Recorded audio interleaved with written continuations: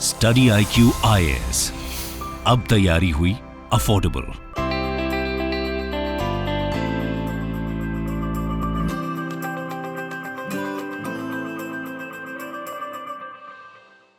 नमस्कार, study IQ platform पर आपका स्वागत है।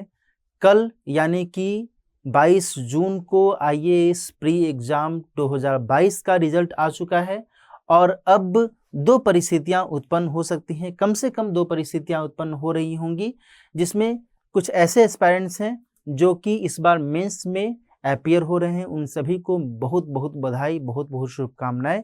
और कई सारे ऐसे एस्पायरेंट्स भी हैं जो कि इस बार किसी भी कारणवश वो परीक्षा में, मेंस की परीक्षा में अपीयर नहीं हो पा रहे हैं।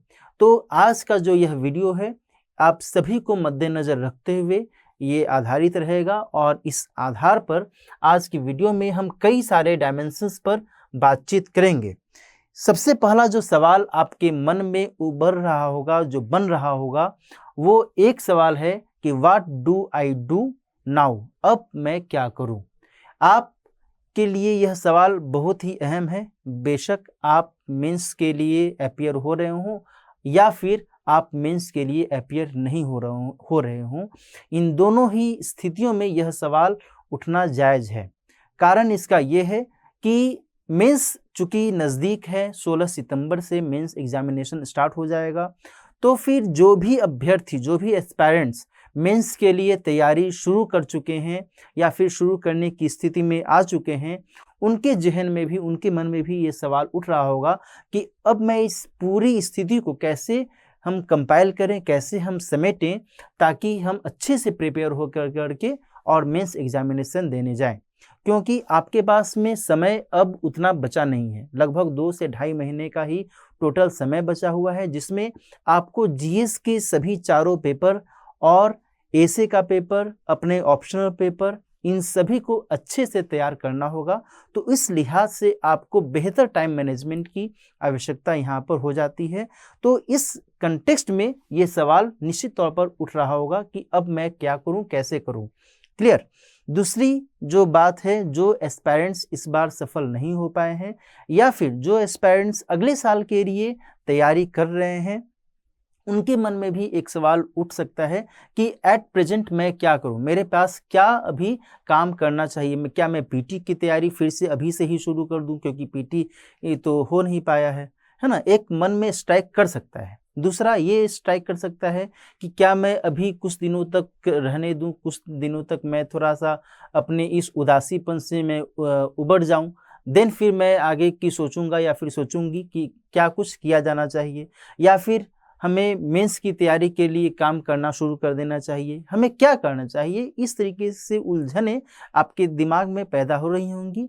और ये मैं बात अपने संचित अनुभव के आधार पर, और जो एस्पायरेंट्स रहे हैं सिविल सेवा से संबंधित, जो लोग भी इस तैयारी से जुड़े रहे हैं, जो सफल हुए हैं और जो असफल हुए हैं, उन सभी के संचित अनुभवों के आधार पर ही मैं ये बातें कह रहा हूँ कि आप सभी के मन में यह एक वाजिब सवाल उठ रहा होगा। तो हम इस पर आगे एक एक करके बातचीत करेंगे, लेकिन हमारी चर्चा की जो शुरुआत है वह एक बहुत ही पॉजिटिव डायरेक्शन में हो रही है। ये जो एक सामने व्यक्ति आप देख रहे हैं, यह हैं रिचर्ड एम निक्सन। इनका नाम है रिचर्ड एम निक्सन। और ये जानते हैं ये कौन है? ये अमेरिका के राष्ट्रपति रह चुके हैं। रिचर्ड निक्सन भी इन्हें शॉर्ट में कहा जाता है।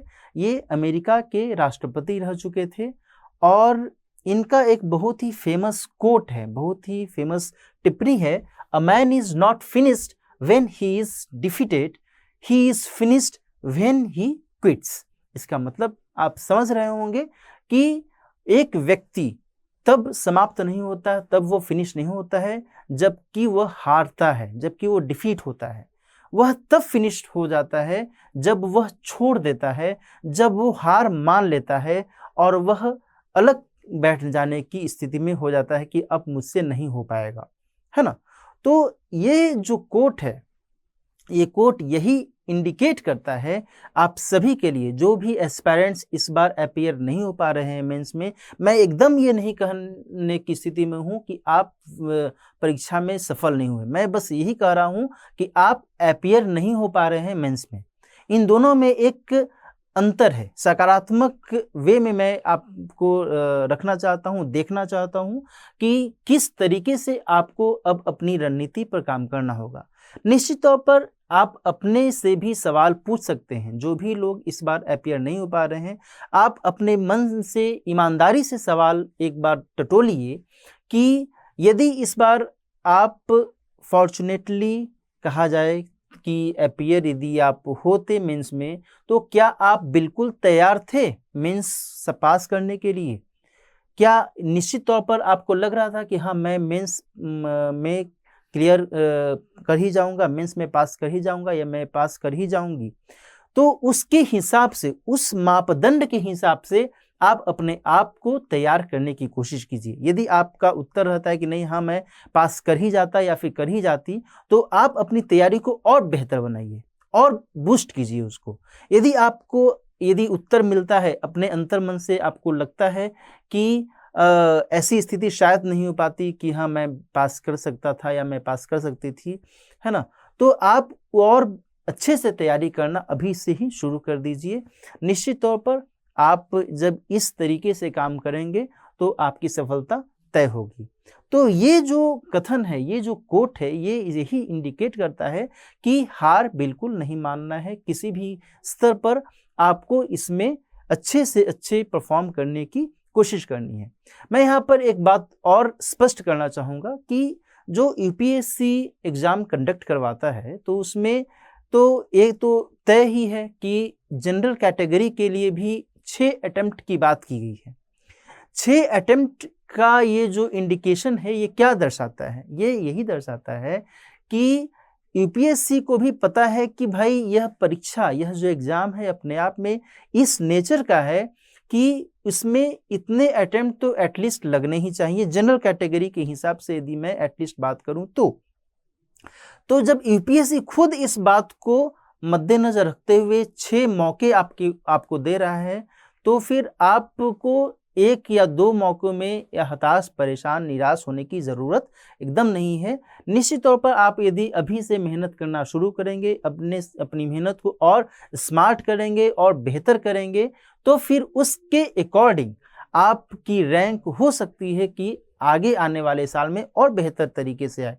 ऐसा भी तो संभव, कुछ भी कहा जा सकता है ना, तो ऐसा भी संभव है कि यदि जो कैंडिडेट इस बार पास नहीं हुआ, तो यदि वो पास कर भी जाता, तो ऐसी भी संभावना हो सकती थी कि उसकी रैंक सही नहीं आती, अच्छी नहीं आती, या फिर ये भी संभावना थी कि यदि वो पास करता और वो मेंस भी क्लियर कर जाता, तो अच्छी रैंक फिर आने की संभावना बन सकती थी। कई सारी स्थितियां हैं, डाइसी सिचुएशंस रहते हैं, तो इसमें कुछ भी क्लियर कट कर कह न पाना बहुत ही मुश्किल रहता है। लेकिन आपको अपने हिसाब से विचार करना है, आपको अपने हिसाब से टटोलना है, समझना है कि किस तरीके से हमें अपनी पढ़ाई को बेहतर बनाने के लिए काम करना चाहिए, किस हिसाब से अपने स्टडी को और दुरुस्त करने की ज़रूरत है। तो ये जो आप को मैंने यहाँ पर एक व्यक्ति के बारे में बताया, रिचर्ड निक्सन के बारे में बताया, उनके कोट के माध्यम से मैंने आप सभी को एक पुश देने की कोशिश की है कि आपको एकदम हार नहीं मानना है और नए सिरे से नई ऊर्जा के साथ आपको काम करने की ज़रूरत है। ये जो लेक्चर है, ये इस लेक्चर में मैं आपको अभी बता दूं कि यह आप में से जो भी लोग इस बार मेंस में अपीयर हो रहे हैं और मेंस में इस बार शामिल नहीं हो पा रहे हैं, सभी के लिए समान रूप से महत्वपूर्ण है, क्योंकि हम जो भी अभी डिस्कस कर रहे हैं उसका महत्व, उसका जो सिग्निफिकेंस है आप सभी के लिए है। ऐसा नहीं है कि जो इस बार मेंस में अपीयर हो रहे हैं वो उनके लिए इसका कोई इंपॉर्टेंस नहीं है, उन्हें भी इसमें बहुत कुछ समझने की आवश्यकता है। और जो अपीयर होने वाले हैं, इस बार नहीं अपीयर हो सके, अगले बार तो होंगे ही ना, तो ये एक आपको समझना है, इस सकारात्मक एटीट्यूड के साथ में आपको काम करना है। तो इस लिहाज से यहाँ पर 2-3 चीज़ों का आपको ध्यान में रखना होगा। पहला तो इवॉल्व योर विजन, अपने विजन को इवॉल्व कीजिए, है ना। इवॉल्व करने का मतलब कि उसे नीचे से लेकर ऊपर तक उसको हम एक नए सिरे पर लाने की कोशिश कीजिए, उसका इवोल्यूशन करना है ना। उस हिसाब से आपको काम करना है, पढ़ाई लिखाई करनी है, किस तरीके से आपको इसको आप इवॉल्व कर सकते हैं, कैसे आप इवॉल्व करेंगे तो आपके लिए बेहतर होगा, ये मैं आगे डिस्कस भी करूँगा। इसके साथ साथ आपको इस पर ध्यान देना चाहिए कि follow why, when and how method, यानी कि क्यों हुआ, कोई भी स्थिति पनपती है, कोई भी काम यदि होता है तो वो क्यों होता है, कब हुआ, कैसे हुआ, क्या कारण था, व्हाट आर द रीजंस, क्या कारण रहे, क्या उसके कॉजेज रहे, इनके इस तरीके से आपको अपनी स्टडी को करना है। और ये विशेषकर उन एस्पायरेंट्स के लिए ज़्यादा ज़रूरी हो जाता है जो कि अगले साल एग्ज़ाम में अपीयर होने वाले हैं, मेंस में अपीयर होने वाले हैं, और अगले साल जो सिलेक्शन लेने वाले हैं उनके लिए ज़्यादा ज़रूरी हो जाता है इस पर काम करना कि हब आप जब भी पढ़िए, जब भी आप कोई भी सब्जेक्ट पढ़िए, कोई भी टॉपिक पढ़िए, तो आपको ये हिसाब रखना है, ये इस तरीके से तैयारी करनी है कि जो भी आप कॉन्सेप्ट पढ़ रहे हैं, जो भी आप टॉपिक पढ़ रहे हैं, उसके हर चीज़ को, हर डायमेंशन को आपको देखना चाहिए, रिसर्च करना चाहिए वहाँ पर कि ये यदि कुछ भी हुआ, मान लो कि ओजोन डिप्लीशन हो रहा है, ओजोन क्षरण हो रहा है, तो उसका कुछ ना कुछ तो कारण होगा, है ना। एक साइंटिफिक प्रोसेस है, तो इस साइंटिफिक प्रोसेस से जुड़ा हुआ जो कॉज है उसे भी हमें समझना है, इसके क्या निदान है, इसके लिए क्या किया जा रहा है, क्या किया जा सकता है, क्या किया जाना चाहिए, है ना। इन सभी डायमेंशंस पर आपकी नज़र होनी चाहिए।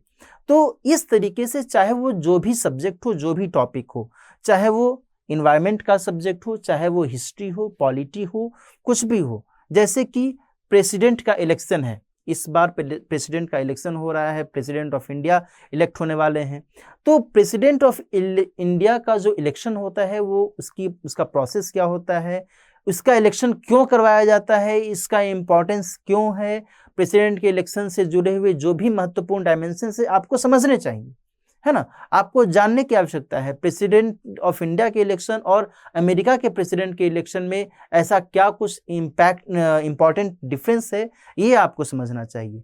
तो आपको हर एंगल पर, हर चीज़ पर आपको इस मेथड का यदि आप इस्तेमाल करते हैं तो आप अच्छे तरीके से अपनी तैयारी को और बेहतर बना सकते हैं।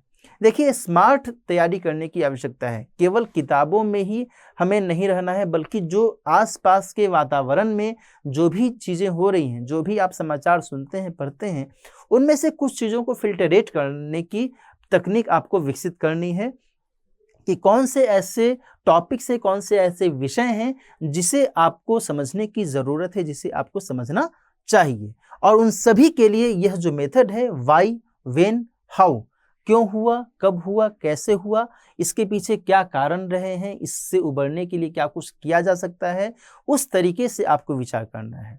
यहाँ पर मैं आपको एक चीज़ और क्लियर कर दूं कि जो सिविल सेवक होता है उसका काम होता है प्रॉब्लम बताना नहीं, बल्कि उसका काम होता है प्रॉब्लम सॉल्व करना, उसका निदान ढूंढना।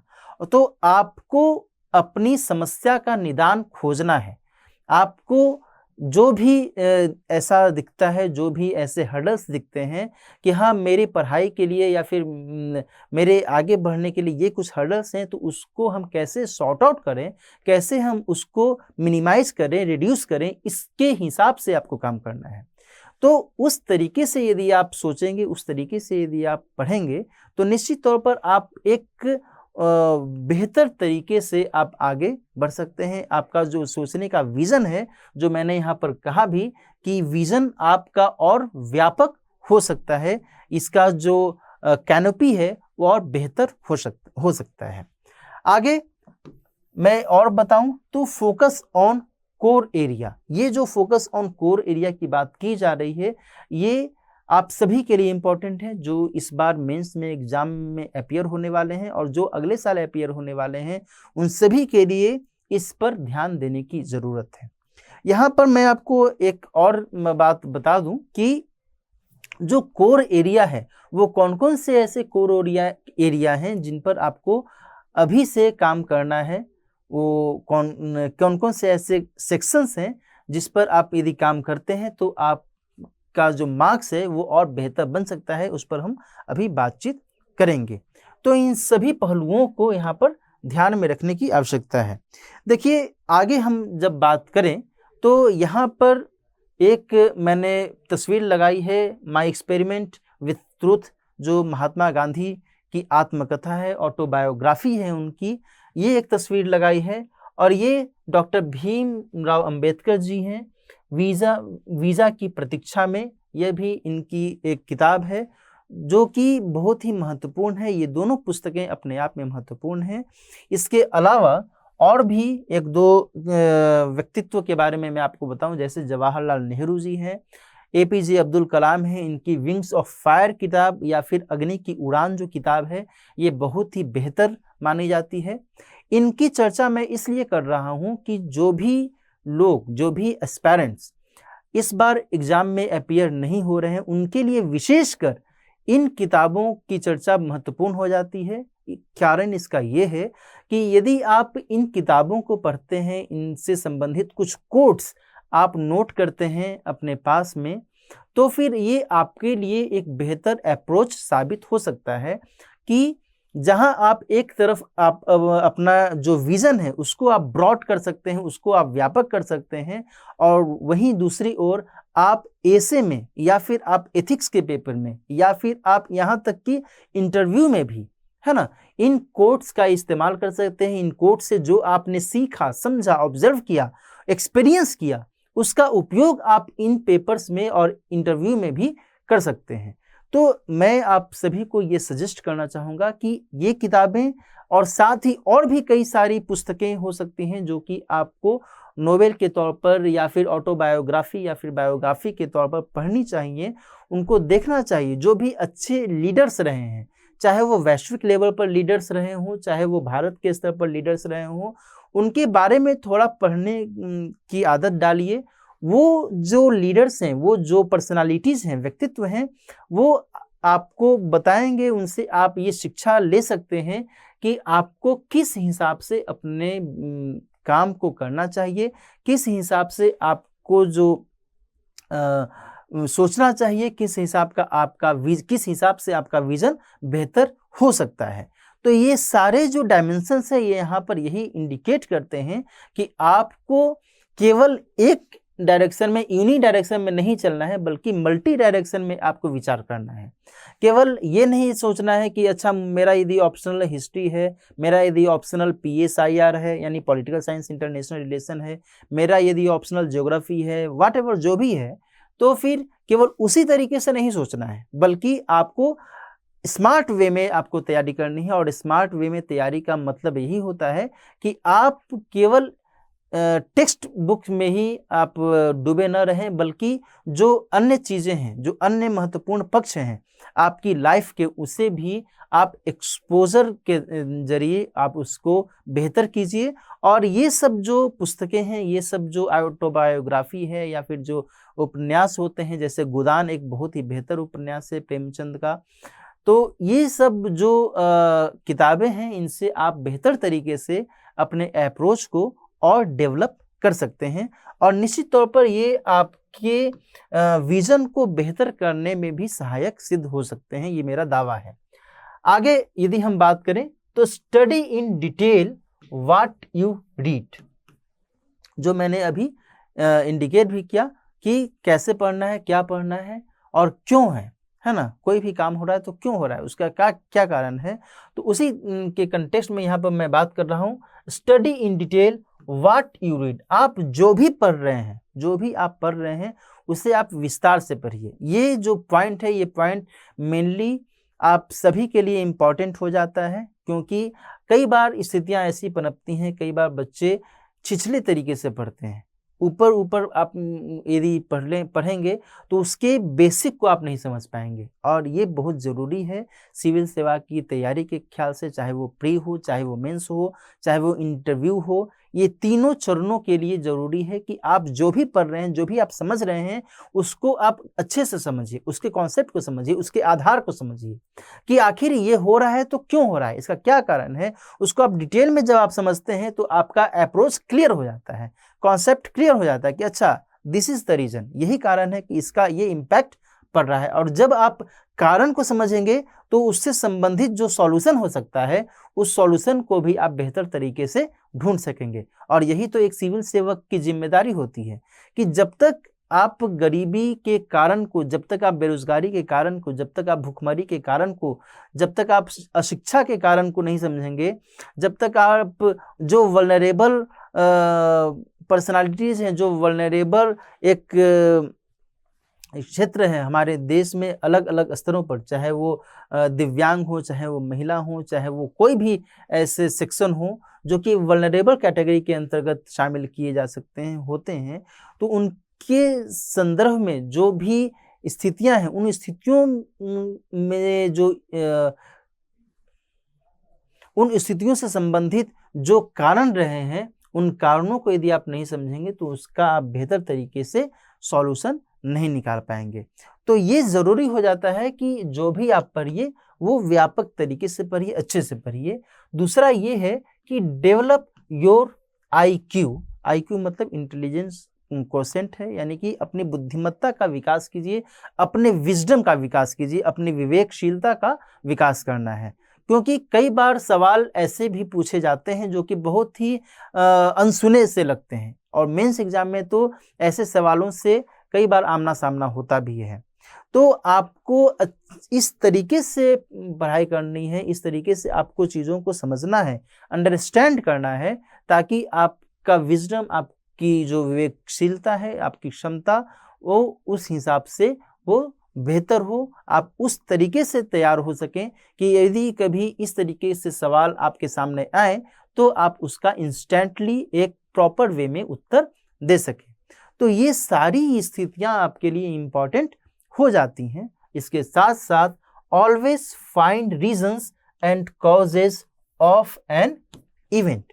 ये जो मैंने आपको पहले भी बताया, यही मैंने यहाँ पर इंडिकेट भी किया है कि क्या कारण है, रीजन क्या है, क्या कॉजेज हैं, किसी भी घटना के क्या ऐसे कंटेक्स्ट हैं, उसे आपको समझने की ज़रूरत है। जब आप इनको समझिएगा तो उसके हिसाब से आप काम कीजिएगा। और चौथी महत्वपूर्ण बात यह है कि बी ऑप्टिमिस्टिक। आपको आशावादी तरीके से काम करना है, निराशावादी नहीं होना है, पेसिमिस्टिक नहीं होना है। क्योंकि आप जैसा सोचते हैं, कहा जाता है कि जो आप सोचते हैं वैसा ही आप करते हैं, वैसा ही आपका विचार बनता है। आप पक्ष और विपक्ष के कॉन्टेक्स्ट में इस बात का ध्यान रखिए कि आप हमेशा सकारात्मक सुझाव दें, सकारात्मक कंक्लूजन दें और सकारात्मक तरीके से किसी भी इशू को देखें। उसके हिसाब से ही आप यदि काम करेंगे तो आपका जो ये विचार है, आपका जो ये विजन है, ये रिफ्लेक्ट होता है आपके आंसर में। और मेंस के पॉइंट ऑफ व्यू से ये चीज़ें बहुत ही ज़रूरी हो जाती हैं।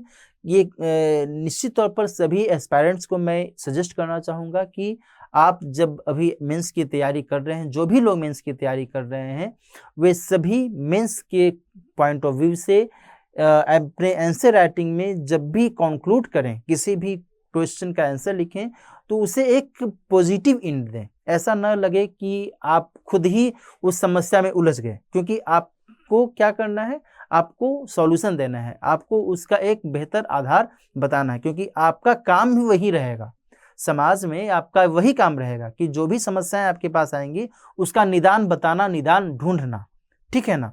तो ये सारी स्थितियां, ये सारी जो बातें हैं, ये सारी बातें आप सभी के लिए अप्लाई करती हैं, चाहे आप मेंस इस बार दे रहे हो या फिर अगली बार मेंस दे रहे हो। जो भी लोग, मैं तो इनफैक्ट यही कहना चाहूँगा कि जो भी लोग इस बार अपीयर नहीं हो पा रहे हैं, वो इस तरीके से अभी से ही तैयारी करें, वो मेंस को ही मद्देनजर रखते हुए अभी अपनी तैयारी शुरू करें। क्योंकि अभी प्री एग्जामिनेशन में अभी तो समय है, अभी तो अगले वर्ष मई माह में संभवतः प्री का एग्जाम होने वाला है। तो अभी जो आपके पास एक लंबा समय अंतराल मिल रहा है, इस दौरान आपको अच्छे से मेंस के हिसाब से आपको तैयारी करनी चाहिए। आगे बात करते हैं। यहाँ पर मैं कुछ और कोट्स का इस्तेमाल करना चाहूँगा जो महत्वपूर्ण हो जाता है आप सभी के लिए। यहाँ पर जो कोट्स का मैंने इस्तेमाल किया है वो राम की शक्ति पूजा सूर्यकांत त्रिपाठी निराला, जो महाकवि सूर्यकांत त्रिपाठी निराला हैं, उनकी एक रचना है राम की शक्ति पूजा, और उन्हीं से जुड़े हुए ये कुछ कोट्स हैं। ये आप सभी को प्रेरित कर सकते हैं और आप के लिए ये एक बेहतर मार्गदर्शक का काम भी कर सकते हैं। इस कविता में राम की शक्ति पूजा, जो एक लंबी कविता उन्होंने लिखी थी, उसमें एक जगह पर कुछ टर्म्स, कुछ जो कविता की लाइनें हैं, पंक्तियां हैं, वो इस तरीके से हैं कि विचलित होने का नहीं देखता मैं कारण, हे पुरुष सिंह तुम भी यह शक्ति करो धारण, आराधन का दृढ़ आराधन से दो उत्तर, तुम वरो विजय संयत प्राणों से प्राणों पर। है ना, ये हिंदी साहित्य की क्लास तो नहीं है, लेकिन ये जो कोट है, ये कोट अपने आप में महत्वपूर्ण हो जाता है। आप में से जो भी लोग हिंदी साहित्य ऑप्शनल में रखे होंगे, वो तो निश्चित तौर पर इस कविता को पढ़ते ही होंगे, उसके बारे में जानते होंगे। तो बहरहाल यह जो कोट है, ये यही दर्शाता है कि राम की शक्ति पूजा में सूर्यकांत त्रिपाठी निराला ने राम के माध्यम से एक व्यक्ति के जीवन में जो उतार चढ़ाव आता है, उसी के संदर्भ में ये कुछ बातें कही हैं कि विचलित नहीं होना है, विचलित किसी भी कीमत पर नहीं होना है। जो भी लोग अगले साल मेंस देने वाले हैं और जो लोग इस साल भी मेंस देने वाले हैं, वो भी इस बात को लेकर विचलित न हो कि अब मैं इन 2-2.5 महीनों में कैसे अरेंज करूं। विचलित होने से आपकी जो चीज़ें हैं, आपका जो टाइम मैनेजमेंट है, वो डिस्टर्ब हो सकता है, आपकी प्लानिंग डिस्टर्ब हो सकती है। तो किसी को भी विचलित होने की कोई आवश्यकता नहीं है। आपको अपनी प्लानिंग सही तरीके से करनी है और उसके अकॉर्डिंग आपको काम करना है। तो उसी के कंटेक्स्ट में राम की शक्ति पूजा में एक जगह पर निराला जी ये भी कहते हैं, राम के माध्यम से वो कहते हैं कि धिक जीवन को जो पाता ही आया विरोध, धिक साधन जिसके लिए सदा किया शोध, जानकी हाय उद्धार प्रिया का हो न सका। इस तरीके से उन्होंने लिखा है। यानी कि राम की शक्ति पूजा में राम की एक ऐसी स्थिति आती है जबकि वो खुद से आत्मग्लानि की स्थिति में होने लगते हैं, और आपके समक्ष भी जो भी एस्पायरेंट इस बार मेंस नहीं दे पा रहे हैं, उनके समक्ष भी एक स्थिति आ सकती है। हालांकि ऐसी स्थिति एकदम नहीं आनी चाहिए। उनके समक्ष में ऐसी स्थिति आ सकती है, उनको ऐसा लग सकता है कि मैं जो इतने दिनों से तैयारी किया, मैंने जो तैयारी की है, प्री की कॉन्टेक्स्ट में अच्छे से तैयारी की, सब कुछ पढ़ा, फिर भी नहीं हुआ, एक मन में भाव आ सकता है। लेकिन फिर यहाँ पर यही है कि इससे उबरना है, इसको तुरंत सिरे से खारिज करना है। और यहाँ पर फिर से राम की शक्ति पूजा के माध्यम से ही जो निराला जी ने फिर यहाँ पर कहा कि एक बार जब राम को भी इस तरीके का भाव जब प्रकट हुआ, क्योंकि राम को यहाँ पर मानव के रूप में ही दर्शाया जा रहा है और हम सभी मानव ही हैं, तो उस लिहाज से हमारे जीवन में जो उतार चढ़ाव आता है, उसका जो रिप्लिकेशन है, उसका एक जो इम्पैक्ट है, वो हमारे मन में भी दिखता है। और ये सारी चीज़ें यहाँ पर भी राम के माध्यम से दर्शाई जा रही हैं। फिर यहाँ पर वे भी लिख रहे हैं कि वह एक और मन रहा राम का जो नहीं थका, है ना। तो राम एक बार तो बहुत ही निराश हो रहे हैं कि अरे मैं तो अपनी पत्नी का भी उद्धार नहीं कर पा रहा हूँ, है ना। एक ऐसी स्थिति आती है। राम की शक्ति पूजा एक लंबी कविता है, उसमें डिटेल में हम नहीं जाएंगे, बस कुछ कोट्स हैं जो हैं वो ध्यान से यहाँ पर समझनी है कि राम एक बार तो बहुत ही निराश होते हैं, फिर अचानक से उनमें एक जोश आता है, उनमें एक जज्बा आता है कि नहीं नहीं, ऐसे कैसे हो सकता है। वह एक और मन रहा राम का जो नहीं थका, जो नहीं जानता दैन्य, नहीं जानता विनय, है ना। यानी कि राम इस तरीके से वो उत्तेजित होते हैं, इस तरीके से वो एकदम जोश में वो खड़े हो जाते हैं और उनके मन में ये भाव आता है कि नहीं, मैं क्यों नहीं कर सकता, मैं एकदम कर सकता हूँ, और उस हिसाब से फिर वो आगे काम करते हैं। तो आपके जीवन में भी ये स्थितियाँ आती हुई होंगी, निश्चित तौर पर आती हैं, सभी के जीवन में आती हैं। उतार चढ़ाव से भरा पूरा ये जीवन है। तो वर्तमान में आपको यही ध्यान में रखना है कि निराशा से उबरते हुए फिर से आशा की किरण को देखना है। इसलिए मैंने पहली स्लाइड में यहाँ पर लिखा भी कि बी ऑप्टिमिस्टिक, आपको आशावादी होना है। चाहे वो इस बार एग्जाम दे रहे हो, नहीं दे रहे हो, उससे कोई मतलब नहीं है। आपको हमेशा एक पॉजिटिव डायरेक्शन में विचार करना है, ध्यान रखना है। तो इन सभी स्थितियों को मद्देनजर रखते हुए मेरी आप सभी से यही दरख्वास्त है कि आप अच्छे से पढ़ाई कीजिए। मेंस के पॉइंट ऑफ व्यू से आप सभी लोग तैयारी कीजिए, जो इस बार मेंस में अपीयर नहीं भी हो रहे हैं वो भी, और जो मेंस में अपीयर हो रहे हैं उनको तो अच्छे से तैयारी करनी शुरू कर ही देनी चाहिए। यहाँ पर मैं एक चीज़ और आपको बता देना चाहूँगा कि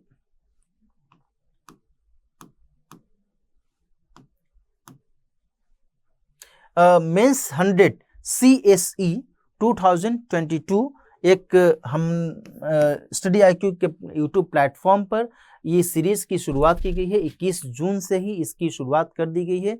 जो भी लोग इस बार मेंस में अपीयर हो रहे हैं, विशेषकर उनके लिए यह जो प्रोग्राम है बहुत महत्वपूर्ण है। मेंस 100 जो ये सीरीज है, इसका ऑब्जेक्टिव यही है कि लगभग 100 टॉपिक्स को कवर किया जाए, जो कि जीएस के सभी 4 पेपर्स को कवर करते हैं, और उसके हिसाब से आपकी तैयारी को बेहतर करवाई जा सके। और इसके ज़रिए यह कोशिश की जा रही है कि आंसर राइटिंग अप्रोच को डेवलप किया जा सके। आंसर राइटिंग में किन किन बातों का ध्यान रखना चाहिए, कैसे आपको आंसर शुरू करना चाहिए, कैसे आपको उसके बीच में उसका जो मेन बॉडी है वो लिखना चाहिए, कैसे कंक्लूड करना चाहिए, ये सारी जो बातें हैं वो अलग अलग फैकल्टीज अलग अलग सब्जेक्ट्स में आपको बताएंगे, समझाएंगे, सिखाएंगे। तो निश्चित तौर पर यह जो प्रोग्राम है आपके लिए इम्पॉर्टेंट है, और आप यदि इस बार मेंस में अपीयर हो रहे हैं तो आप निश्चित तौर पर ये प्रोग्राम देखेंगे तो इससे आपको लाभ मिलेगा। ये जो प्रोग्राम है 21 जून से स्टार्ट हो चुका है। हिस्ट्री के साथ, मॉडर्न इंडिया के साथ इस प्रोग्राम की शुरुआत की गई है। हर दिन शाम में 6 बजे यह जो प्रोग्राम है लाइव यूट्यूब चैनल पर आ रहा है। कंटिन्यू ये प्रोग्राम रहेगा, और जीएस के सभी 4 पेपर्स जो हैं उनको इसके माध्यम से कवर किया जा रहा है।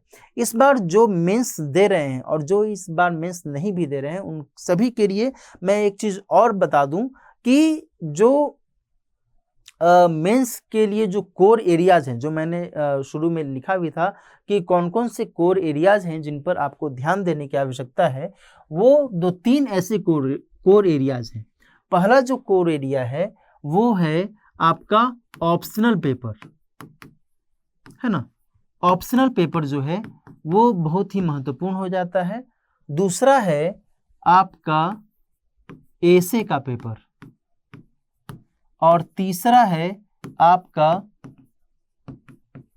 एथिक्स का पेपर, है ना। ऑप्शनल का जो पेपर है ये है 500 मार्क्स का। कितने मार्क्स का है? 500 मार्क्स का। एसे का पेपर है 250 मार्क्स का, और एथिक्स का पेपर है 250 मार्क्स का, यानी टोटल हो गए 1000 मार्क्स। तो ये जो कोर एरियाज हैं जो इस बार मेंस दे रहे हैं, उनके लिए विशेषकर मैं ये कहना चाहूँगा कि आप अभी से ही अपने इन तीनों कोर एरियाज पर तैयारी करना शुरू कर दीजिए। और जो अगले साल मेंस के लिए शुरू कर रहे हैं प्रिपरेशन, उनके लिए भी मैं ये कहना चाहूँगा कि आप अभी से ही अपने ऑप्शनल पेपर को, अपने एसे से संबंधित जो खंड है इसे, और एथिक्स, इन तीनों को मजबूत करना शुरू कर दीजिए। और इनके पैरेलली में जीएस के जो बाकी 3 खंड हैं उनको भी पढ़ना है, क्योंकि एथिक्स अपने आप में एक जीएस का चौथा पेपर है ना। जीएस का जो 4th पेपर है वो एथिक्स है, 250 मार्क्स का है, और एसे भी 250 मार्क्स का है। ये अपने आप में महत्वपूर्ण हो जाता है। तो इस लिहाज से इस कोर एरिया को बहुत अच्छे से पकड़ने की ज़रूरत है, बहुत अच्छे से मजबूत करने की ज़रूरत है, और इनके आधार पर आप अभी से ही तैयारी शुरू कर दीजिए। आंसर राइटिंग डेली कीजिए, है ना, ये बहुत ज़रूरी है। और साथ ही जो इस बार मेंस में एग्ज़ाम में अपीयर नहीं हो रहे हैं, वे निश्चित तौर पर एक एसे डेली लिखें, और जो मेंस एग्जाम में अपीयर हो रहे हैं उनके लिए भी यह, अब उनके लिए तो इनफैक्ट अनिवार्य हो गया है कि वे एटलीस्ट एक एसे वो एटलीस्ट एक सप्ताह में एक बार तो ज़रूर लिखें, क्योंकि आपको अब इस समय में ऑप्शनल पेपर भी देखना है, जीएस के बाकी जो खंड हैं वो भी देखने हैं।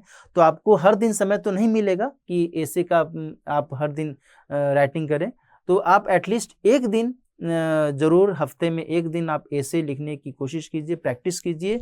जो भी बीते वर्षों में टॉपिक्स आए हैं एसे के कॉन्टेक्स्ट में, उसे देखते समझते रहिए। और साथ ही मैं ये भी कहूँगा कि जो भी पाठ्यक्रम है जीएस का वो अपने साथ में रखिए, और अपने ऑप्शनल पेपर का जब भी आप पढ़ाई कर रहे हो, जब भी आप पढ़ाई करें, आप सभी लोग उस पाठ्यक्रम को, उस सिलेबस को अपने स्टडी टेबल पर रखना है और उसके हर एक शब्द को ध्यान से पढ़ना है। जो भी सब्जेक्ट है, जो भी टॉपिक है, हर टॉपिक पर एक सवाल बनता रहा है, तो आपको हर टॉपिक को ध्यान से समझना है, उसके हिसाब से उसके इर्द गिर्द के जो भी डायमेंशंस हैं उसको खंगालना है, समझना है, उससे संबंधित नोट्स बनाने हैं। तो ये बहुत ज़रूरी हो जाता है मेंस के पॉइंट ऑफ व्यू से।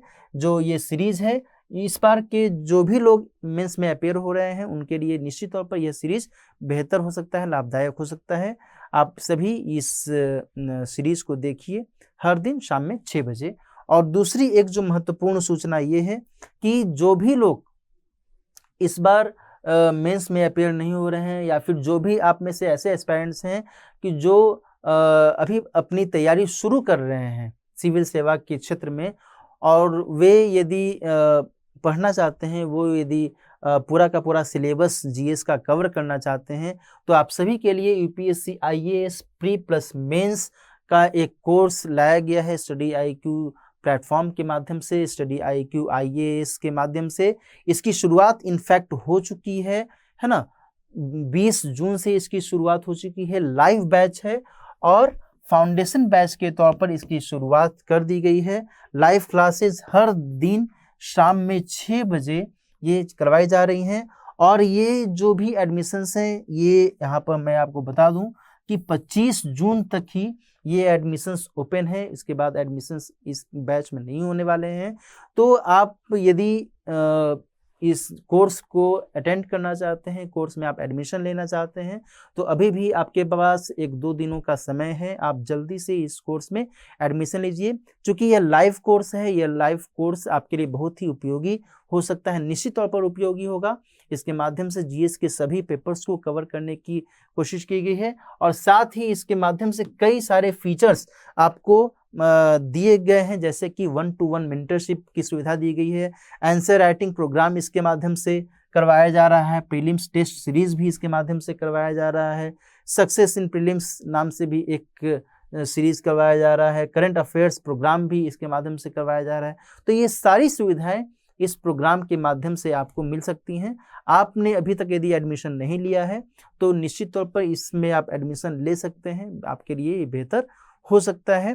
25 जून तक ही एडमिशन्स ओपन है, इसके बाद एडमिशन्स नहीं होंगे। यह कोर्स ₹25,500 में आपको मिल सकता है, लेकिन ₹25,500 में अभी यह कोर्स मिल रहा है। लेकिन यदि आप दिलीप लाइव कोड का इस्तेमाल कीजिएगा तो आपको अभी भी यह कोर्स ₹18,500 में अवेलेबल हो सकता है ना। Dilip live, DILIPLIVE, Dilip live code का इस्तेमाल कीजिएगा तो इसमें आपको कुछ रिबेट मिल सकता है, डिस्काउंट मिल सकता है। ₹18,500 में आप ये कोर्स ले सकते हैं। और यह पूरा का पूरा जो जीएस है, वो जीएस इसके माध्यम से कवर करवाया जा रहा है। ये अपने आप में बहुत ही महत्वपूर्ण हो सकता है। जो भी न्यू एस्पायरेंट्स हैं, इनफैक्ट उनके लिए ये सूचना ज़्यादा महत्वपूर्ण है। और जो भी लोग ऐसा समझते हैं कि आपको अभी अच्छे से कॉन्सेप्ट क्लियर करने की आवश्यकता है और उसमें अच्छे से तैयारी करने की ज़रूरत है, तो उनका भी स्वागत है, वे भी इस कोर्स में एडमिशन ले सकते हैं। तो आज की चर्चा में हमने इन सभी बातों को समझा, जाना। आप में से जो भी लोग इस बार मेंस दे रहे हैं वो अभी से कमर कस लीजिए, और आप सभी लोग जो भी कोर एरियाज हैं उनको अच्छे से पढ़ना शुरू कर दीजिए। मेंस का जो लाइव बैच, मेंस 100 का जो लाइव बैच शुरू किया गया है उसको अटेंड करना चाहिए आप सभी को। आपको उससे बहुत फ़ायदा होगा। और जो लोग इस बार मेंस नहीं दे रहे हैं उनके लिए मैंने जो भी बातें कही हैं उनका आप यदि ध्यान रखिएगा तो निश्चित तौर पर वो आपके लिए बेहतर हो सकता है। तो आज की चर्चा हम यहीं पर समाप्त करते हैं। अच्छे से पढ़ते रहिए, मस्त रहिए। All the best. Study IQ IAS, अब तैयारी हुई अफोर्डेबल।